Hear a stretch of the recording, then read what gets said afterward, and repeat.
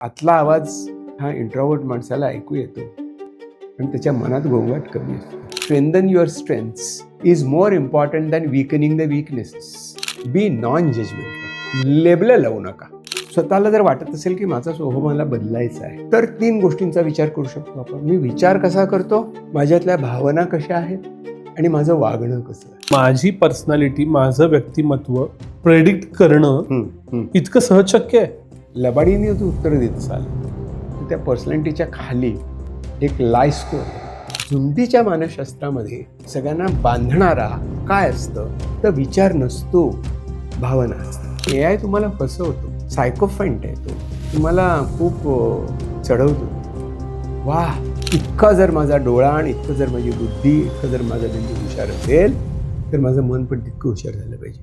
कारण मनाला डिलीट नाही, मिनिमाइज आहे. तू मला रागवायला लावतोस, तू मला रडायला लावतोस, तर मला कळलं पाहिजे की हा ट्रिगर आहे. त्याला माहिती आहेत माझी सगळी बटणं, हॉट बटन सगळी माहिती आहेत. नवरा बायकोला एकमेकांची माहिती आहेत. काय आता बघ आपल्याला एक इंटरेस्टिंग अशी गोष्ट करायची आहे, कारण आपला जो विषय आहे त्याच्याशी ते कनेक्टेड आहे. तर मी स्वतः डॉक्टर असल्यामुळे मी गणिताचा संबंध, ज्या दिवशी मी शेवटचा पेपर लिहिला तेव्हापासून माझा तो आनंदाचा दिवस होता. तेव्हापासून माझ्या गणिताशी तसा संबंध नाही. पण गणित आपल्याला सगळ्याला लागत असतं आणि आत्ता जे मी तुम्हाला गणित सांगणार आहे ते खूपच सोपं आहे. म्हणजे आपल्याला फक्त आकडे मोजायचे आहेत आणि आकडे रिव्हर्समध्ये मोजायचे आहेत. म्हणजे कसे 100, 99, 98, 97, 96, 95. पुण्यात तसेच मोजतात ना. ठीक आहे.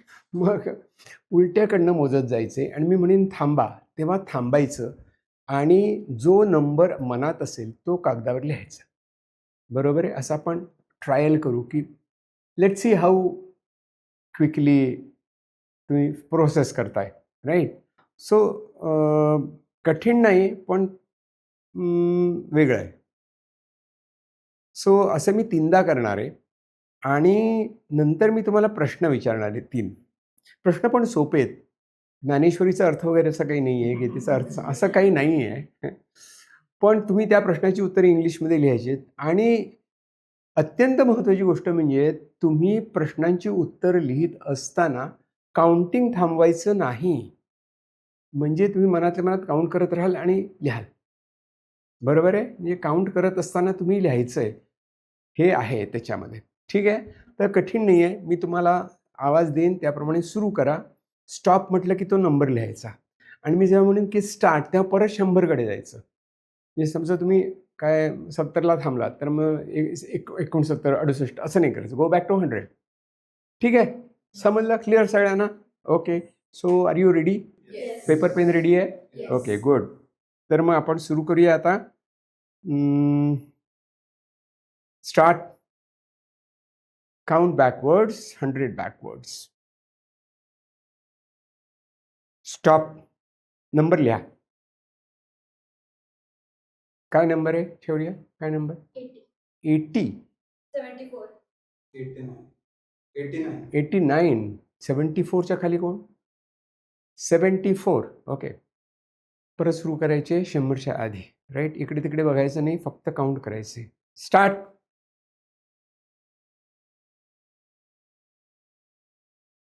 स्टॉप. नंबर लिहा. कोणाचे काय नंबर आहेत?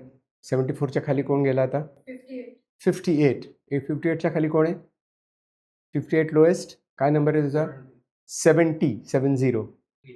80. 81. 81 and you're 58. Okay. 100 backwards. Start. Stop. काय नंबर? 55. 55. 55च्या खाली 9. 60. 60. 55.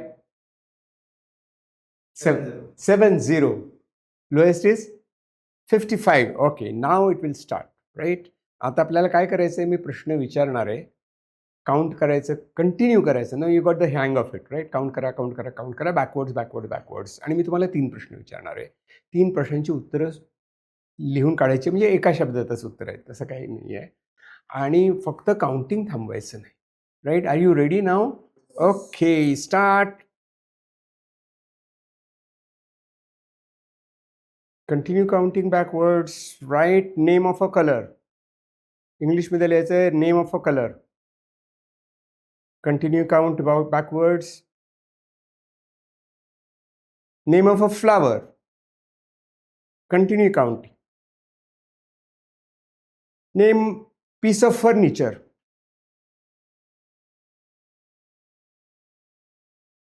Stop counting. काय नंबर आहेत? 9. 9. ओके. 29. 37. 37. 60. 63. ओके. कोणी कोणी रेड लिहिलं? ओके. रोज कोणी कोणी लिहिलं? चेअर कोणी लिहिलं? बेड कोणी लिहिलं? टेबल. थँक्यू. यातली बरीचशी उत्तर मी प्रेडिक्ट केली. हो. म्हणजे 5 जणांमधली 3, 4 अशी उत्तरं बरोबर आली. म्हणजे मी प्रेडिक्ट केली. म्हणजे पेपर फुटला. पेपर का फुटला? तर तुम्ही जे लिहिलंत रेड रोज आणि चेअर कॉमन, ते लिहिण्याचं कारण काय? तर तुम्ही एक काम करत असताना म्हणजे काउंटिंग बॅकवर्ड्स हे मी सांगत होतो आणि सतत त्याच्यात मी चेंज आणत होतो. आणि तुमच्या नकळत मी तुमच्यात एक स्पर्धा लावली की कोणाचा नंबर अधिक खाली जातोय बघूया. प्रत्येकाच्या मनात आलं की अरे 54 आहे, माझा तर 80च आहे अजून. हे नकळत घडलं. आणि नकळत घडलेलं असताना तुम्हाला जर काही प्रश्न विचारले ते तुमच्या पर्सनॅलिटीमध्ये येतात. म्हणजे तुमच्या विचार करण्याची पद्धत काय आहे, तुम्ही काय उत्तर द्याल, बरोबर आहे, तुम्ही काय उत्तर द्याल हे मी प्रेडिक्ट करू शकलो. म्हणजे तुम्ही एक काम करत असताना तुम्ही काय कराल, तुम्ही तुमच्या डोक्यात एक चाललंय पण लिहिताना तुम्ही काय कराल हे प्रेडिक्ट करणं हे सायकॉलॉजीचं काम आहे. नमस्कार, मी विनायक पाचलक आणि थिंक बँकच्या थिंक लाईफमध्ये तुम्हा सगळ्यांचं मनापासून स्वागत.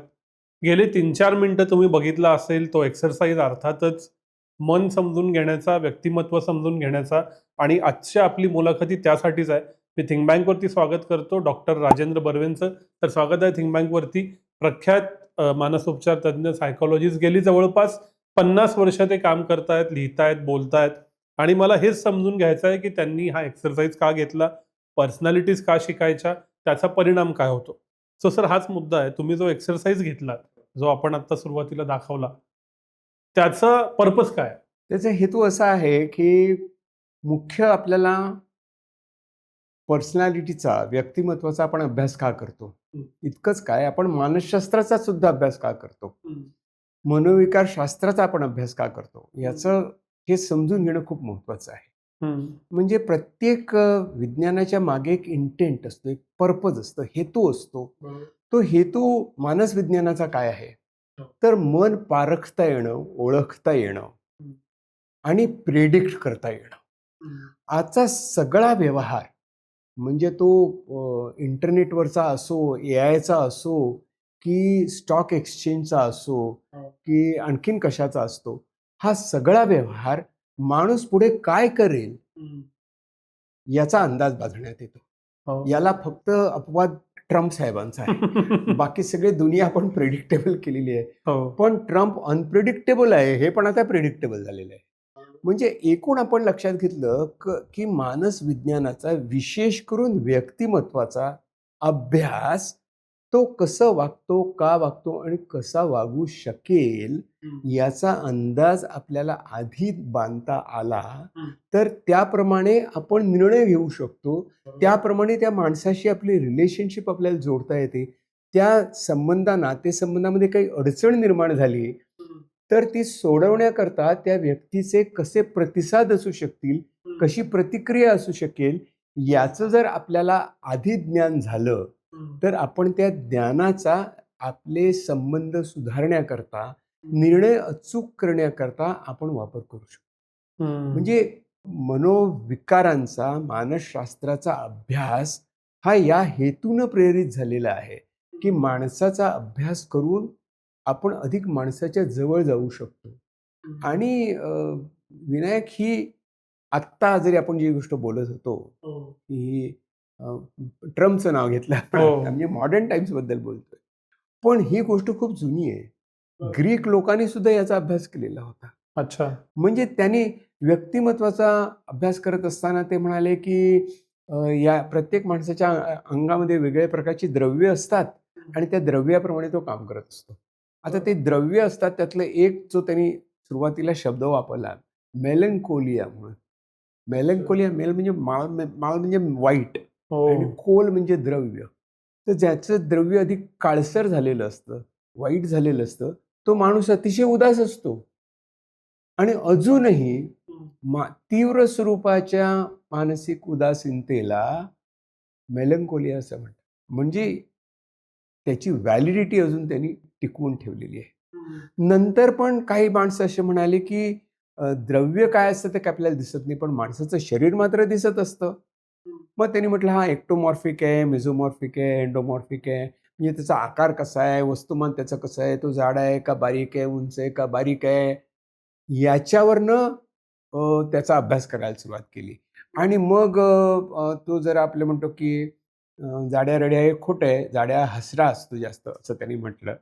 आणि मग त्यांनी असंही म्हटलं, की ज्या माणसांची शारीरिक प्रकृती अशी असते, त्या माणसांचा स्वभाव तसा असू शकतो आणि त्यांना होणारे विकार पण तसे असू शकतात. अशी त्यांनी थोडीशी अटकळ बांधायला सुरुवात केली. ती अचूक नव्हती. परंतु आपण हे लक्षात घेतलं पाहिजे, की विज्ञान सातत्याने काहीतरी हायपोथेसिस करत असतं आणि ते करेक्ट करण्याचा प्रयत्न करत असतं. तर यातनं सगळं पर्सनॅलिटी सायकॉलॉजी निर्माण झालेली आहे, जी आज आपल्याला फक्त मानसशास्त्रामध्ये म्हणजे मनोविकार शास्त्रामध्ये दिसते असं नाही, तर ती आपल्याला मॅनेजमेंटमध्ये दिसते. रिक्रुटमेंटच्या वेळेला दिसते, की हा माणूस काम करू शकेल की नाही, ह्याची मला खात्री पाहिजे, की हा आहे अमुक ठिकाणचा, हा हुशार आहे, पण तो काम करू शकेल का? त्या पोस्टला त्याच्या जे काम तो करणार आहे, त्याच्या अनुरूप त्याचं व्यक्तिमत्व आहे का?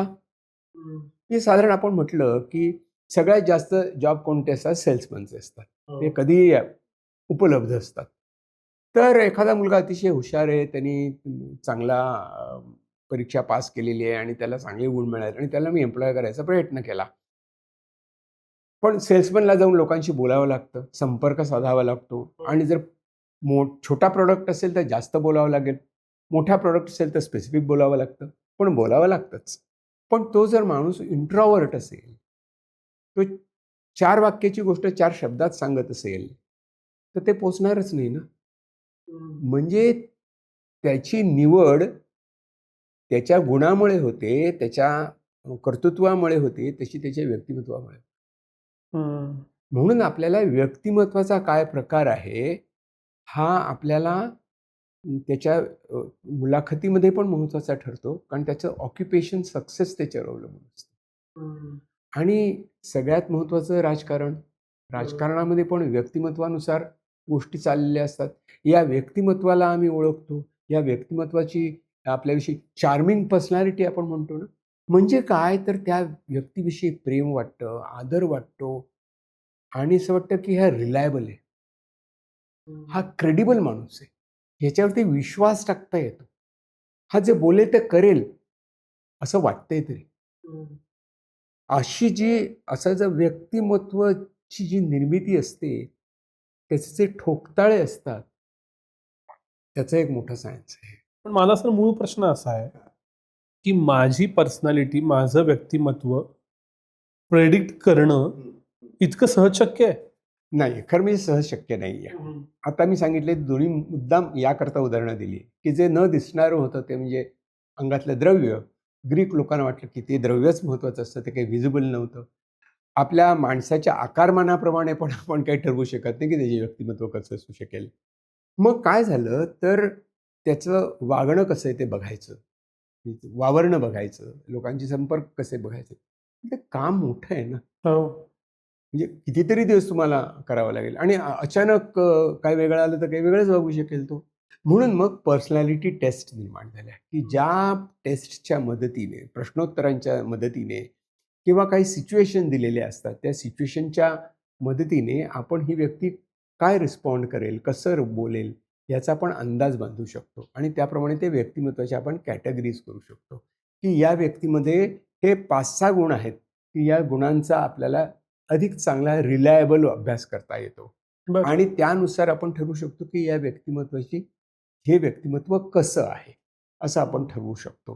ते 100% खरं असतं असं नाही. आणखीन एक गंमत आहे, म्हणजे नेहमी पर्सनॅलिटी टेस्ट करत असताना आम्ही सांगतो, की बघा 2-3 गोष्टी महत्त्वाच्या आहेत. एक म्हणजे राईट रॉंग असं काही नाही आहे. कारण लोकं काय करतात माहिती आहे, कन्फर्मिंग आन्सर्स देतात. काय अपेक्षित असेल त्याप्रमाणे त्याला ते हो म्हणतात किंवा नाही म्हणतात. कन्सिस्टन्सी करण्याचा प्रयत्न करतात. वरती एकदा हो म्हटलं तर होच म्हणायला पाहिजे असं. सारखा वाटला प्रश्न तर. असं कन्फर्मिंग आन्सर्स देतात. म्हणून राईट नो आन्सर नाही आहे, कन्फर्मिंग आन्सर्स नाही आहे. पण एका झटक्यामध्ये तुम्ही पूर्ण केली पाहिजे. आणि आणखीन काही प्रश्न असे हुशारीने टाकलेले असतात, की ते तुम्ही लबाडीने जर उत्तरं देत असाल, तर त्या पर्सनॅलिटीच्या खाली एक लाय स्कोअर येतो. हो. म्हणजे त्यातनं तुम्ही टेस्ट देताना खोटी उत्तरं दिली आहेत. त्यामुळे तुमची टेस्ट व्हॅलिड राहणार नाही. तुम्ही खोटी उत्तरं देता, असं आम्ही सांगू. पण त्या लाय स्कोअरला पण थोडीशी लॅटिट्यूड असते. थोडंसं असतं, की तरुण वयामध्ये थोडीशी कन्फर्मिंग आन्सर दिली जातात. मोठ्या वयाची माणसं जरा थोडीशी राईट रॉंगमध्ये अडकतात. ते थोडं आम्ही त्याला ॲडजस्ट करतो आणि मग त्यानुसार लाय स्कोअर ठरवत असतो. त्यामुळे रिझनेबली योग्य, प्रेडिक्टेबल अशा पर्सनॅलिटी टेस्ट्स असतात, ज्याचा आपण सहज उपयोग करून घेऊ शकतो. अशा विनायक आपण म्हणू, पैशाला काय पासरी एवढ्या आहेत तशा, खूप आहेत तशा टेस्ट आणि त्यांच्या मदतीने आपण व्यक्तिमत्त्वाचा अभ्यास करू शकतो आणि हे पण ठरवू शकतो, की या व्यक्तिमत्त्वामधली सगळ्यात महत्त्वाची महत्त्वाचा फॅक्टर कोणता? आणि तो फॅक्टर त्याच्या बिहेवियरमध्ये कसा रिफ्लेक्ट होतो. ओके. आता त्यातला एक अत्यंत पॉप्युलर, अत्यंत लोकप्रिय आपण म्हणूया आणि लोकांच्या तोंडी असलेला एक व्यक्तिमत्वाचा प्रकार, तो म्हणजे एक्स्ट्राव्हर्ट आणि इंट्रोव्हर्ट. आता तुला नवल वाटेल, की एक्स्ट्राव्हर्ट, इंट्रोव्हर्ट हा जेनझीपासून सगळे वापरतात. हो. पण मिशी न फुटलेला मुलगा सुद्धा म्हणतो, की मैत्रीण मला आवडते, पण ती फार इंट्रोव्हर्ट आहे. हो. बोलत नाही ती. तर खरं म्हणजे ह्याची सुरुवात कार्ल युंगने केली. म्हणजे फ्रॉइडचा तो विद्यार्थी, म्हणजे 1800च्या शेवटी या शब्दाला त्यांनी मान्यता दिली, की एक्स्ट्राव्हर्ट आणि इंट्रोव्हर्ट. आता आपल्याला त्यातली प्रेडिक्टेबिलिटी कशी बघ, म्हणजे आई त्याची पारख खूप छान करत असे. आई नावाचं जी एक फिनॉमिना आहे ना, ती छान प्रेडिक्ट करत असते. ती माझ्या डोळ्यात बघून बोल असं म्हणतो. नाना पाटेकरसारखं नाही. डोळ्यात बघून बोल. तर म्हणजे तिला सत्य शोधायचं असतं आणि तिला माहिती असतं, की मुलगा खाली मान घालतो तेव्हा कदाचित खोटं बोलत असेल असं. तर तिथपासनं सुरुवात होते आणि सगळ्यात कॉमन दिसणारी गोष्ट म्हणजे एक्स्ट्राव्हर्ट, इंट्रोव्हर्ट. म्हणजे आपण म्हणतो, की हा बडबडी आहे, हा हुमा आहे. आता काय झालंय, की बडबड्या असणं ही पॉवर आहे? म्हणजे तुमची क्षमता आहे का तो तुमचा वीकनेस आहे? या बडबड्या आहे म्हणजे अभ्यास करत नाही, बडबड्या म्हणजे टाईमपास करतो, बडबड्या म्हणजे याचे किती मित्र आहेत कोण जाणे असं. पण अभ्यासाच्या नावाने काही नाही असं. हा घुमी आहे, कोणाशी काही बोलत नाही. अरे तुला हवं ते मिळणार नाही, तू जर मागितलं नाहीस तर. असे शब्द लहानपणी आपल्या कानावर पडत असतात. त्यामुळे आपल्या व्यक्तिमत्त्वाविषयी, आपल्या स्वतःच्या व्यक्तिमत्त्वाविषयी आपल्याला समज निर्माण होण्यापेक्षा गैरसमज जास्त निर्माण होतात. कारण ते गैरसमज पालकांनी वाईट हेतूनी नाही, पण त्यांच्या अनुभवावरनं मांडलेले असतात, की हा मुलगा गुमा आहे, फार याच्या मनातलं काही तोंडातलं पाणी घालणार नाही असं म्हणायचं, पोटातलं पाणी घालणार नाही याच्यात. पण असा त्याचा अर्थ सायकॉलॉजीमध्ये नाही आहे. सायकॉलॉजीमध्ये एक्स्ट्रॉवर्ट आणि इंट्रॉवर्ट याचा अर्थ खूप वेगळे आहेत. आणि त्याच्यामध्ये हे चांगलं, हे वाईट असतं. जसं राईट रॉंग आन्सर नाही, तसं सायकॉलॉजी असं म्हणणार नाही की हे चांगलं हे वाईट आहे. आम्ही सांगतो की हा तुमचा स्वभाव आहे. या स्वभावाचा तुम्ही असा फायदा करून घेऊ शकता. हा तुमचा स्वभाव तसा आहे, त्याचा फायदा तुम्ही तसा करून घेऊ शकाल. हम्म. तर ते करण्याकरता तुम्हाला म्हणजे तुम्हाला त्याचा अभ्यास करावा लागतो. आता एक्स्ट्रॉवर्ट या युगनी वापरला, तेव्हा त्याचा अर्थ असा होता, खूप महत्त्वाचा मुद्दा आहे हा, की आपण आपली मानसिक शक्ती कशी वापरतो. म्हणजे माझी मानसिक शक्ती वापरण्याकरता मी बाह्यमुखी आहे का अंतर्मुखी आहे? म्हणजे मी विचार करून माझ्या शक्तीचा वापर करतो की बोलून शक्तीचा वापर करतो. याच्यावरनं त्यांनी एक्स्ट्रॉवर्ट आणि इंट्रॉवर्ट असं ठरवलं. अच्छा. त्यामुळे ते खूप महत्त्वाचं बेसिक क्लासिफिकेशन आहे असं म्हणतात.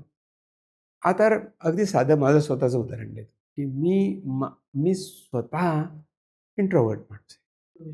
कारण मला वाचन हे माझं सगळ्यात आवडती गोष्ट आहे.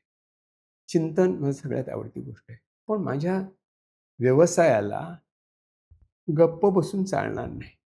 मला व्यवसायामध्ये माझ्या लोकांना बोलतं करणं आणि त्यांना सांगणं हे खूप महत्त्वाचं आहे. त्याच्यामुळे मी स्वतःशी विचार केला आणि म्हटलं की अ, मला अभ्यास करण्याकरता, समजून घेण्याकरता इंट्रोव्हर्ट असायला पाहिजे, इंट्रॉस्पेक्टिव्ह असायला पाहिजे. स्वतःच्या मनामध्ये काय तरंग उमटतात समोरचा माणूस बघून, ते पण मला कळलं पाहिजे. ते चुकीचे आहेत, बरोबर आहेत, हेही मला कळलं पाहिजे. ॲट द सेम टाईम त्याच्या मनाची जी काही गुपितं आहेत, ती मला उघडी करण्याकरता त्याला प्रश्नही विचारायला पाहिजे. म्हणजे मला एक्स्ट्रॉव्हर्टी असायला पाहिजे आणि इंट्रोव्हर्टी असायला पाहिजे. पण प्रेफरन्स विचारशील तर मी इंट्रोव्हर्ट. हम्म. पण मी स्वतःला ॲम्बिव्हर्ट म्हणतो. पण या दोन्ही गोष्टींचा मी योग्य प्रकारे वापर करू शकतो. म्हणजे व्यक्तिमत्वामधले आपले गुण आपल्याला समजले, की आपण त्याचा अधिक चांगला उपयोग करून घेऊ शकतो. हे खूप महत्त्वाचं आहे. आपल्याकडे काय आहे, की आपण पटकन लेबल करत असतो. पटकन जजमेंट करत असतो. ते प्रिडिक्टेबल असतं, करण्याचा प्रयत्न करतो. तो फार तोंडाळ आहे, तो आतल्या गाठीचा आहे, तो काय धूर्त आहे, तो काय अमुक आहे, तमुक अशी म्हणजे पहिल्या क्षणी आपली तशी आपलं एक लेबल लावून टाकत असतो आपण. हा आपला दोष आहे. आपण थोडं इंट्रोव्हर्ट असायला पाहिजे. ऐकायला पाहिजे, की काय घडतंय, त्याचे माझ्या मनात काय तरंग उमटतायत आणि ते मला काय समजतायत आणि ते मला काय सांगतायत. तर आतला आवाज हा इंट्रोव्हर्ट माणसाला ऐकू येतो आणि त्याच्या मनात गोंगाट कमी असतो. एक्स्ट्रॉव्हर्ट माणसाला आतला आवाज ऐकू येत नाही आणि त्याच्या डोक्यात खूप गोंगाट चालू असतो, असं आम्ही म्हणतो. सर, इंट्रोवर्ट आणि एक्स्ट्रोवर्ट हे तर बेसिक क्लासिफिकेशन झाले. पण आजकाल सोशल मीडियावर गेलं तर लोक त्यांच्या डिस्क्रिप्शन आणि बायोमध्ये पण पर्सनॅलिटी टाईप लिहितात. काय काय ADHD मला माहीत पण नाही. पण नक्की पर्सनॅलिटी टाईप किती आहेत, कसे आहेत, ते कसे इव्हॉल्व झाले? खूप इंटरेस्टिंग प्रश्न आहे. हम्म. मी मुद्दाम युंगचं नाव घेतलं. कारण काय आहे, की युंगनी साधारण कसं इतिहास कसं बदलतो बघा, विज्ञानावरती कसा परिणाम होतो बघा. हो. हे साधारण पहिल्या महायुद्धाच्या आधी एक्स्ट्रोव्हर्ट, इंट्रोव्हर्ट हे पॉप्युलर होतं. महायुद्धानंतर म्हणजे युरोपमधलं होतं ते मुख्यतः. सगळं थांबलं. त्याच्यावरती कोणी अभ्यासच करेना. या व्यक्तिमत्त्वाच्या टाइपचा, व्यक्तिमत्त्वाच्या प्रकाराचा अभ्यास करायला पाहिजे. ह्याची फारशी कोणी म्हणजे विज्ञानाला वेळ नव्हता, पैसे फंड करत नव्हते एटसेट्रा. दुसऱ्या महायुद्धानंतर म्हणजे हे 1919 ते 1945 पर्यंत चालू राहिलं. त्याच्यानंतर एकदम उजाळा मिळाला, की आपल्याला व्यक्तिमत्त्वाचा अधिक चांगला वापर करता आला पाहिजे. कारण आपल्याला रिक्रूट करायचं आहे, ज्याला बेबी बूमर्स म्हणतो आपण, की ज्यांना आता नवीन कामं करायची आहेत, त्यांनी कशी करायची, कोणाला कसं निवडायचं, हा अमेरिकेमधला आणि उभरत्या ज्या विकसनशील देश होते त्यांच्याकरता हा खूप महत्त्वाचा प्रश्न होता. की व्यक्तिमत्वाचा अभ्यास करून आपण लोकांची निवड केली पाहिजे, त्यानुसार त्यांना मार्ग दाखवला पाहिजे. म्हणून या सगळ्या गोष्टीचा एक रिवायवल झालं अच्छा. आणि त्याच्यापासनं जे एक्स्ट्रावर्ट इंट्रॉवर्ट जे आहे त्याचं पुढे एक्सटेन्शन झालं. अच्छा. म्हणजे त्याच्यावरती अधिक फॅक्टर जमा केले गेले आणि ते मायर्स ब्रिग्स टाईप इंडिकेटर्स म्हणून ती फार प्रसिद्ध टाईप इंडिकेटर्सची ती एक क्लासिफिकेशन आहे. आणि महत्त्वाचं म्हणजे काय आहे विनायक, ते मी सायकॅट्रिस्ट आहे, त्यामुळे आम्हाला दोषात्मक व्यक्तिमत्वाचा शोध जास्त घ्यायचा असतो. हम्म. वाईल MBTI हे असं आहे की ते फोकस त्याचा तुमच्या स्ट्रेंथ्स आणि नॉट यूज स्ट्रेंथ असं म्हणतात ते. म्हणजे तुम्ही तुमची क्षमता वापरताय, पण तुमच्यात ही क्षमता आहे, पण तुम्हाला माहिती नाही आहे की तुम्ही त्या क्षमतेकडे स्वतःचा एक दोष म्हणून बघता की काय, असे ते प्रश्न विचारतात. आणि मग बदल करण्याच्या ऐवजी म्हणजे नेहमी व्यक्तिमत्वाचा बदल कसा करायचा, विकास कसा करायचा, याला आमचं उत्तर असतं की आधी स्वतःला ओळखा, स्वतःचं व्यक्तिमत्व ओळखा आणि आपल्याकडे जे गुण आहेत त्याचा जास्त परिपोष करा. म्हणजे इंग्लिशमध्ये आम्ही म्हणतो की strengthen your strengths is more important than weakening the weaknesses. त्यामुळे आपल्या स्ट्रेंथ्स ओळखता आल्या पाहिजे. या स्ट्रेंथ्स ओळखण्याकरता, प्रकार ओळखण्याकरता आपल्याला टाईप ऑफ पर्सनॅलिटीचा अभ्यास करावा लागतो. त्याला मायर्स ब्रिग्स टाईप इंडिकेटर्स म्हणतात. जगात सगळ्यात जास्त वापरली गेलेली ही टेस्ट आहे मायर्स ब्रिग्स टाईप इंडिकेटर्स. त्याच्यामध्ये 4 फॅक्टर्स येतात. एक इंट्रॉवर्ट, एक्स्ट्रॉवर्ट ही पहिली गोष्ट आहे त्यातली. दुसरा असतो की तुम्ही ज्ञान कसं मिळवता. अच्छा. म्हणजे तुमचं ज्ञान मिळवण्याची, माहिती मिळवण्याची तुमची प्रिफर्ड मेथड काय. प्रिफर्ड म्हणजे काय, तुम्ही चटकन वापरता. म्हणजे तुम्हाला जे ते तुमच्या सेन्सेशन्समधनं मिळतं ते तुम्हाला प्रामुख्याने एक दिशा दाखवत असतं का तुम्ही इंट्युएटिव्ह आहात. म्हणजे तुम्हाला सेन्सेशन्स फारशी नसतात, परंतु तुम्हाला इंट्युएशन असते, म्हणजे आत्मस्फूर्त असतं. आपण म्हणू की हे प्रतिभा आहे. आपण अगदी आदर्श उदाहरण मा निषाद एवढं फक्त ऐकलं नाही, हो तुम्ही लिहिलं ना अख्खं रामायण. म्हणजे त्या 2 शब्दावरनं ह्या पक्ष्यांना तो मारू नकोस, त्या विरह होईल त्या पक्षिणीचा, याच्यावरनं तुम्ही महाकाव्य लिहू शकता. हे इंट्युइशन आहे. आपण म्हणतो कवीमध्ये इंट्युइशन असते, रंगामध्ये इंट्युइशन असते, बोलण्यामध्ये इंट्युइशन असते, गाण्यामध्ये असते, सगळ्यामध्ये इंट्युइशन असते, अन्नपदार्थामध्ये इंट्युइशन असते. म्हणजे तुम्ही इंट्युइशननी जाता की तुमच्या परसेप्शननी जाता, हा दुसरा फॅक्टर आहे. तिसरा महत्त्वाचा मुद्दा आहे की तुम्ही अतिशय महत्त्वाचे निर्णय घेत असता. ते निर्णय तुम्ही कशाच्या जोरावर घेता. म्हणजे निर्णय घेण्याकरता तुम्ही जी कसोटी वापरता ती कशावर आधारित असते. म्हणजे तुम्ही तर्कशुद्ध विचार करून निर्णय घ्याल की हा निर्णय मी विनायक पाचलक करता घेतो आहे, तर विनायक पाचलकला त्याच्याविषयी काय वाटेल, त्याला अडचण होईल का, किंवा त्याचा उत्कर्ष होईल का, हा पण माझ्या मनात एक विचार असतो. आता हे कसं झालं, तेव्हा मी जेव्हा MBTI शिकवत असे तेव्हा जरा लोकांना कमी करण्याची म्हणजे कमी करण्याची लोकांची होती ना, की कामावरनं काढून टाकण्याची. तर तिथे हे नेहमी आमचं असायचं की तुम्ही ही बातमी कशी द्याल की विनायक पाचलक उद्यापासून कामावर येऊ नका तुम्ही, कारण कंपनीची परिस्थिती अशी आहे की आम्ही जास्त लोक ठेवू शकत नाही. It is difficult to handle you. Thank you very much, पण तुम्ही सर्व्हिस चांगली दिलीत, असं म्हणून तुम्ही त्याची बोळवण कराल. की तुम्ही असं म्हणाल की विनायक पाचलक आता मी तुमच्याशी जे बोलतो आहे ते तुझ्या आयुष्यातलं कदाचित अत्यंत महत्त्वाचा दिवस ठरू शकेल, कारण कदाचित यातनं खूप चांगलं वळण येण्याची शक्यता आहे. या कामातनं तुला दुसऱ्या कामात कदाचित जावं लागलं तर या कामाचा तुला पुढे उपयोगी होऊ शकेल, किंवा या कामातनं जे काही शिकलेलं आहेस त्याच्यापेक्षा अधिक तू वेगळ्या प्रकारे काही करू शकशील, कदाचित स्वतःचं काही करू शकशील. आणि आता परिस्थिती अशी आहे की यातनं आम्हाला काहीतरी निवडावं लागतंय आणि त्याच्याप्रमाणे असं वाटतं की तुला you need to relocate or you need to refix your job. आता हे मी काय केलं, मी एकच गोष्ट सांगितली ना, की उद्यापासून विनायक फासलक हजेरी भरू नका. पण माझी सांगण्याची एक पद्धत आहे, ही तर्कशुद्ध आहे आणि एक आहे ह्युमन फोकस्ड आहे. तर तुम्ही विचार करत असताना तुमचे निर्णय हे तुमच्या तर्कशुद्ध विचाराने येतात, की त्यातली माणसाच्या भावनेवर अवलंबून असते. म्हणजे त्याला मी टी आणि एफ म्हणतो. थिंकिंग की फिलिंग. अच्छा. भावनेवरती असतं, म्हणजे भावनेच्या अपीलवरती असतं, की तर्कशुद्धतेने मला तुला पटवून द्यायचं आहे. नंतर एक फॅक्टर येतो जो युंगच्या काळामध्ये एवढा महत्त्वाचा नव्हता. पण नंतर मायर्स ब्रिग्स या 2 आई आणि मुलगी होती. त्या दोघींनी हे डेव्हलप केलं.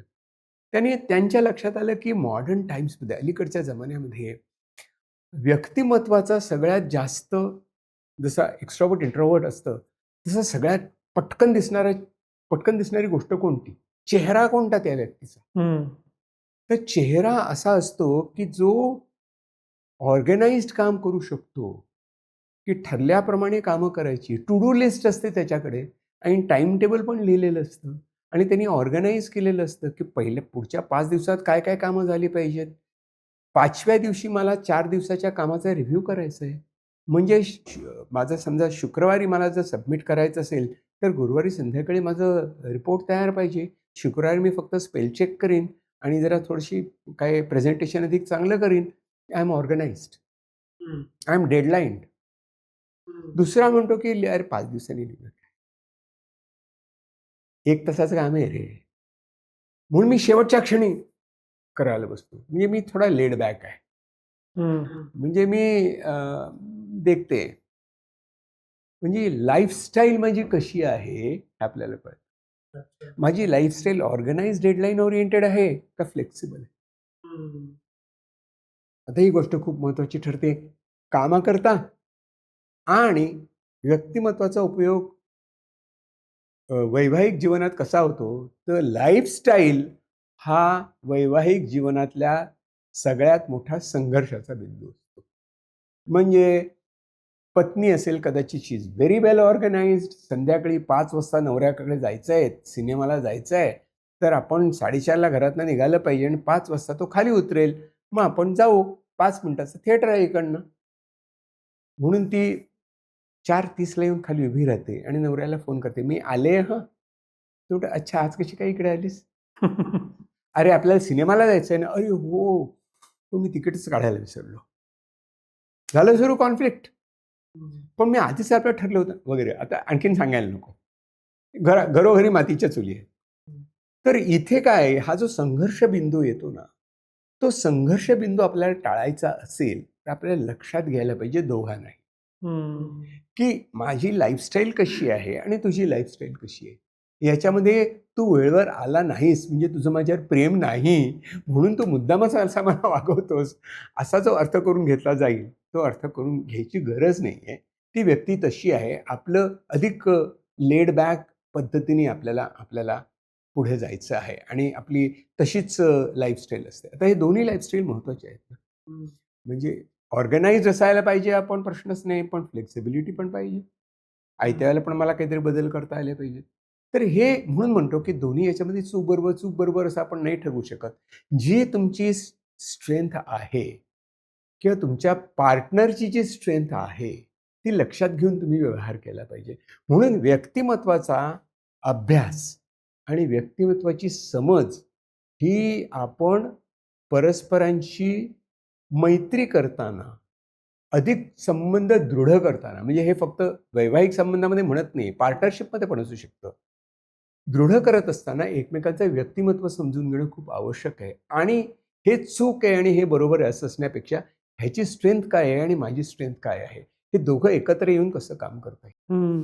म्हणजे कॉन्ट्रॅडिक्शन्स असण्यापेक्षा ती कॉम्प्लिमेंटरी कशी करता येतील याचा अतिशय आपण उपयोग केला पाहिजे. मला हे शिकवलं, मी IIM बंगलोरमध्ये शिकलो याचा अभ्यास.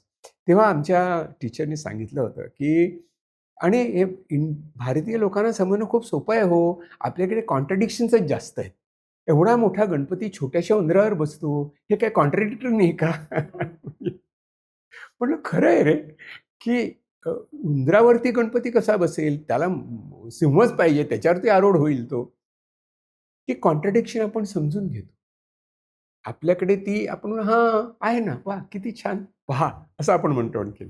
सो अशा प्रकारे व्यक्तिमत्त्वाचा अभ्यास करत असताना आपण म्हणतो, की हेतू काय प्रेडिक्ट करणं आणि दुसरा हेतू हा आहे, समजून घेता येणं. आणि दुसऱ्यात बदल करण्याच्या ऐवजी त्या व्यक्तिमत्त्वाचं माझ्यात काय प्रतिबिंब उमटतंय आणि ते मी कसं अप्रिशिएट करतोय आणि त्यानुसार मी त्या व्यक्तीशी कसा संवाद साधतोय आणि त्यातनं आपण कसं बरोबर कॉम्प्लिमेंटरी तयार करू शकतो. हा व्यक्तिमत्त्वाच्या अभ्यासाचा सगळ्यात मोठा उपयोग आहे. आणि तो जर आपण करून घेतला, तर आपण म्हणजे पुष्कळसे आपले संघर्ष सुटू शकतील किंवा हे संघर्ष आहेत अ, आपण काय म्हणतो ॲग्री टू डिसॲग्री या लेव्हलवरती आपण येऊ शकतो. बरोबर. कारण त्या माणसाच्या त्या व्यक्तिमत्वातल्या दोषाकडे दोष न म्हणून बघता, पण तो त्याचा स्वभाव आहे तसा किंवा तसं त्याचं विशेष आहे. दुसरं काहीतरी त्याचा विशेष आहे, त्याचा आपण उपयोग. सर 2 प्रश्न आहेत. हां. टेस्ट प्रत्येक वेळेला करता येईल असं नाही. समजा मला बिझनेस पार्टनर निवडायचा. मी काय त्याला नाही म्हणणार, की ही तू टेस्ट कर, त्या वेबसाईटवर जा, रिपोर्ट दे किंवा अरेंज मॅरेज सेटिंगमध्ये मी असं नाही म्हणणार, की तू टेस्ट कर आणि मग बघ किंवा मला पण कदाचित स्वतःला टेस्ट करायला ऑकवर्ड वाटेल. तर टेस्ट न करता माझं किंवा समोरच्याचं व्यक्तिमत्व मी कसं तपासू शकतो? Very good.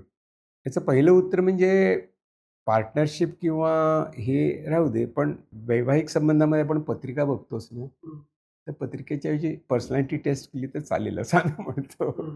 आम्ही विनोदाने याला म्हणतो, की हा तुझा सायकोग्राम आहे बरं का. म्हणजे ECG कार्डिओग्राम करतो ना, तसा सायकोग्राम आहे तुझा, सायकोग्राफ आहे असं. एक्स-रे काढला तुझ्या मनाचा असं आम्ही म्हणतो. सो टेस्ट म्हणजे टेस्ट 100% रिलायबल नसतात, पण they are excellent talking points. आम्ही काय म्हणतो, म्हणजे मी काय म्हणतो, की तुम्हाला जर अशी अ, एकमेकांशी संवाद करायचा असेल आणि काही महत्त्वाचे निर्णय घ्यायचे असतील, तर 2-3 प्रश्न खूप महत्त्वाचे ठरतात. एक म्हणजे आपण जर त्या व्यक्तीशी बोलायला सुरुवात केली, तर त्या व्यक्तीला सांगायचं, की तुझ्या आयुष्यातले महत्त्वाचे टर्निंग पॉइंट्स. म्हणजे तू उदाहरणार्थ अमुक गोष्ट का केलीस? विनायक पाचलकना विचारेन, तुम्ही इलेक्ट्रॉनिक इंजिनियर का झाला बाबा तू? असा मी प्रश्न विचारेन. मग त्याचे काही विनायक पाचलक त्याच्या अनुभवाप्रमाणे उत्तर देईल. हो. ती योग्य की अयोग्य असं म्हणणार नाही मी. चूक बरोबर असंही म्हणणार नाही. मला कळेल की त्यावेळेला विनायक पाचलक यांची मनोवृत्ती कशी होती. कोणत्या मानसिकतेतनं त्यांनी हा महत्त्वाचा निर्णय घेतला. बरं, मग मी दुसरा प्रश्न विचारेन, हा निर्णय घेण्यापूर्वी तू कोणाशी चर्चा केली होतीस का रे? तर तो म्हणेल की हो, मी माझ्या मित्रांशी बोललो, वडिलांशी बोललो.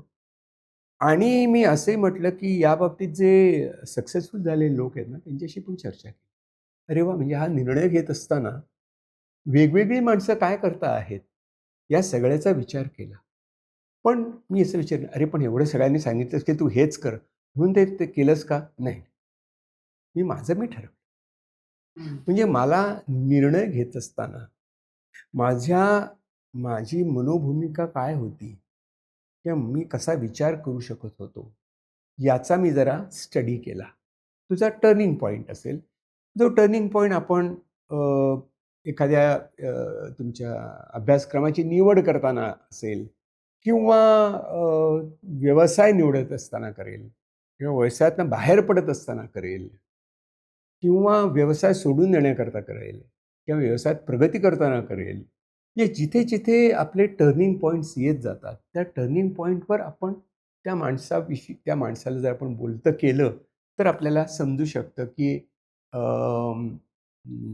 त्या माणसाची निर्णय घेण्याची पद्धत काय आहे. उदाहरणार्थ म्हटलं की नाही, माझ्या सगळ्या मैत्रिणींनी आर्ट्स घेतलं म्हणून मी आर्ट्स घेतलं. मग तुझा विचार काय होता? नाही, माझा विचार असा होता, की मला खूप चांगली कंपनी मिळेल ना, म्हणून मी त्यांच्याबरोबर गेले. नाहीतर काय एवढ्या लोकांच्यात मी एकटीच सायन्स घेतली तर लोक मला काय म्हणतील कोण जाणे. आता ही वाक्य अतिशय बोलकी आहेत माझ्या व्यक्तिमत्त्वाविषयी. किंवा मी असेही प्रश्न विचारू शकतो त्याच्याबरोबर, "तू हा निर्णय घेतल्यानंतर तुझी मानसिक स्थिती कशी होती? तू कन्फ्युज्ड झालास? का तुला वाटलं की माझं पूर्ण कन्व्हिक्शन आहे?" 80-20 होतं का 70-30 होतं की काय होतं? हं. असा मी प्रश्न विचारेन. किंवा असेही मी प्रश्न विचारू शकतो, की जेव्हा अशा प्रकारची एक डिफिकल्ट सिच्युएशन आली. आता हे निवडीचा प्रश्न आहे. आता इथे निर्णय घेण्याचा प्रश्न आहे, तो वेगळ्या प्रकारे आहे. तर तो निर्णय घेत असताना मानसिक आंदोलनं काय होती? हं. हो की नाही याच्यामध्ये तुझं मन कसं भेलकांडत होतं का त्यांनी तू अस्वस्थ झाला होतास आणि तो प्रश्न तू सोडवलास कसा? मग मला एक्स्ट्रोव्हर्ट इंट्रोव्हर्ट कळतो ना. हं. 4 लोकांशी बोललो. तर ते म्हणत होते, म्हटलं बरोबर आहे तसंच आपण करूया. मी ना 4 लोकांशी नाही बोललो. मी ना प्रत्येकजण आपल्या अनुभवाप्रमाणे उत्तर देतं ना. मी स्वतःशी विचार केला आणि मी निर्णय घेतला. मी म्हटलं काय माझ्या मनाशी, मला आतून जे वाटतंय ना, त्याच्यावर मी रिलाय करतो. म्हणजे इंट्युइशनवर मी रिलाय करतो. Not what I hear. अशा प्रकारे जर तुम्ही प्रश्नोत्तरांची जी अ, प्रश्नोत्तर जर केलीत, तर तुम्हाला त्या व्यक्तीविषयी अधिक चांगली माहिती मिळते आणि मग ते तुम्ही कन्फर्म करत जाता. अच्छा, असं केलंस मी त्याला तुला तुझ्या इमोशन्स एक महत्त्वाच्या वाटल्या का? हो, हो. वाटल्या खऱ्या. प्रत्येकाला टेस्ट करायला पाहिजे असं नाही. पण तुम्हाला तुमच्या प्रश्नातनं तुम्हाला हे त्याची उकल करता आली पाहिजे. हं. अ, तसंच तिसरी एक महत्त्वाची गोष्ट आहे, की सक्सेस किंवा याच्याविषयी मनात काय कल्पना आहे? म्हणजे आपण प्रिडिक्ट करत असतो, की मला सक्सेस विल बी व्हॉट? एखादा माणूस म्हणेल, की "रे अ, माझ्या घरातले सगळी भावंडं ना अमुक-अमुक करतात, तसंच मला करायचं." एखादा म्हणेल, की "ते सगळं करतात, मला वेगवेगळं करायचं." त्यांच्यासारखं नाही करायचं. तर ते चुकीचं करत होते का? नाही, नाही, नाही, नाही. त्यांचं बरोबरच आहे, सक्सेसफुल आहेत. पण मला असं वाटतं, की मला जे करायला मिळेल ना, ते जर मला करायला मिळालं, तर मला केवढा आनंद मिळेल. म्हणजे मी सक्सेसची व्याख्याच बदलून टाकली ना. म्हटलं जे करण्यात मला आनंद मिळतो, त्याला मी सक्सेस म्हणतो. अशा पद्धतीने जर तुम्ही प्रश्नोत्तरं करत राहिलात, तर तुम्हाला त्या व्यक्तीच्या व्यक्तिमत्त्वाचा आपल्याला अंदाज येतो. त्याच्या निर्णय घेण्याच्या पद्धतीवरनं, त्याच्या इमोशन्सवरनं. नाहीतर आपल्याकडे सगळे विचारलं काय म्हणे, "तुम्हाला काय आवडतं? चहा की कॉफी?" कुत्री का मांजर? शहरात राहायला आवडतं की गावात राहायला आवडतं? आता ही सगळींनाच आहे. फोटोकॉपीची उत्तरं आहेत. सगळ्यांनी दिली टिक मार्क आहे. बॉक्स टिक मार्क सगळे केले. तुम्हाला काय आवडतं? पु ल देशपांडे आवडतात. अच्छा. अरे पु ल देशपांडेच्या पलीकडे तुम्ही काही वाचलंच नाही ना. आज मी तर असं म्हणेन, "अच्छा तेवढंच वाचलंस का तू? तुझं वाचनच कमी आहे." म्हणजे असं मी म्हणेन. पण हे कसं आहे की हे हे तुम्ही स्वतः अभ्यास केला पाहिजे, की मी काय प्रश्न विचारून मला मला ते व्यक्तिमत्व ओळखता येईल. त्याच्यासाठी स्वतःला ओळखणं खूप महत्त्वाचं आहे. हे निर्णय मी कसे घेतले? मी कसा विचार केला? तर स्वतःला ओळखणं हा प्रश्न अनादी अनंत हो, काळापासून अगदी कोहमपासून आहे ना हां. तो. मी कोण आहे? तर कसं ओळखायचं स्वतःला मला सांगा ना? मला वाटतं काय माहिती आहे, की अत्यंत महत्त्वाची गोष्ट आहे. जे तुम्ही माइंडफुलनेस टीचर आहे मी. त्यातला पहिला शब्द हा आहे तो. बी नॉन जजमेंटल. हं. लेबलं लावू नका. डिस्क्रिप्टिव्हवर. अच्छा. म्हणजे मी असा आहे, मी तसा आहे, असं म्हणतात ना, तो ना तसलाच आहे, आपल्याकडे म्हणण्याची पद्धत आहे. तो ना तसलाच आहे. तसलाच या शब्दाला काही अर्थ नाही आहे. तसला म्हणजे कसला? असा विचारता आला पाहिजे. मी तसलाच आहे. तर मी नॉन जजमेंटली माझ्यावरती कसली लेबल न लावता, स्वतःचा कोणत्याही टीकात्मक दृष्टिकोन न ठेवता, मी कसा आहे ते बघतो. हं. म्हणजे मी कसं आहे जर मला बघायचं असेल ना, तर मी आरशासमोर उभा राहीन विदाऊट मेकअप. तर मला मी दिसतो कसा आहे ना, उजव्याचं डावं, डाव्याचं उजवं होतं, पण मला मी दिसतो ना, मी मेकअप करून उभा राहिलो तर मला मेकअप मेडअप चेहरा दिसेल. तर मला ओळखण्याकरता स्वतःमध्ये स्वतःचा विचार करणं खूप महत्त्वाचं आहे. स्वतःविषयी जाणीव ठेवणं खूप महत्त्वाचं आहे, की मी विचारात गुंगूनच जातो, मी तंद्रीत लागते, मी खूप पुढचा विचार करतो आणि मग त्याची मला भीती वाटत राहते. असं आहे की होगा जो देखा जाएगा, आता ते पाहिजे ते आपण करूया ना, असा मी विचार करू शकतो. असा जेव्हा तुम्ही अ, विचार करायला लागता, तेव्हा तुम्हाला समजतं की अ, मी कशा प्रकारचा माणूस आहे हम्म. आणि त्याचा माझ्याकडे अवेअरनेस आहे की. म्हणून दुसरा महत्त्वाचा मुद्दा स्वतःच्या ओळखण्यामध्ये येतो, तो असा की मी किती do I allow myself to be human hmm. Or do I reject myself as imperfect human. Hmm. म्हणजे आम्ही म्हणतो की मला जर रडू येत असेल तर रडू येणं हा माझ्या भावनेचा एक उद्गार आहे. रडू येणं हा म्हणजे मनाचा वीकनेस नाही आहे. म्हणजे मी नॉन जजमेंटल आहे. रडू आलं तर ते रडू कोसळेल याची मला भीती वाटते. म्हणजे मला रडणं चुकीचं आहे असं वाटतं. अशा रीतीने जेव्हा आपण अ, स्वतःतला ह्युमननेस ओळखतो, हम्म. तेव्हा आपण खरं ओळखायला लागतो स्वतःला. आणि मग आपल्याला कळतं की हे आपण सगळे आतून लेबल केलेले गुण-अवगुण आहेत. आणि त्यानुसार आपण स्वतःला एक लेबल करत असतो, स्वतःला एक नाव ठेवत असतो. तर मला वाटतं की थोडंसं त्यात डायग्रेशन होईल, पण मला आता रिमाइंड होते की आपल्याकडच्या भारतीय ज्ञान परंपरेमध्ये सांख्य खूप महत्त्वाचं आहे. सांख्य दर्शन खूप महत्त्वाचं आहे.